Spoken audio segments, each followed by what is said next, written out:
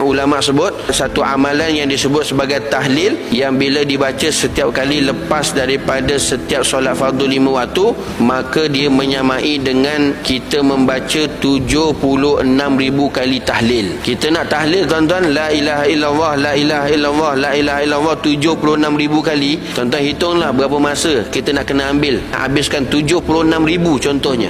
Tetapi sekadar kata ulama kita dapat membaca la ilaha illallah Muhammadur Rasulullah fi kulli lamhatin wa nafasin adada ma wasi'ahu ilmullah, maka itu seolah-olah kita membaca sebanyak 76,000 kali tahlil.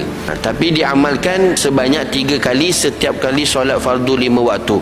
Biasa kita dengar ni tuan-tuan, bacaan ni biasa kita dengar, jadi nak hafal pun mudah. Maka disebutkan dalam kitab-kitab ulama, barang siapa yang mengamalkan tahlilnya tadi, la ilaha illallah Muhammadur Rasulullah fi kulli lamhatin wa nafasin adada ma wasi'ahu ilmullah, sebanyak 3 kali setiap kali selepas solat fardu, menyamai dia membaca sebanyak 76,000 kali tahlil. Mana tahlil? Iaitu la ilaha illallah. Itu yang digandakan bacaan ataupun amalan yang menggandakan pahala.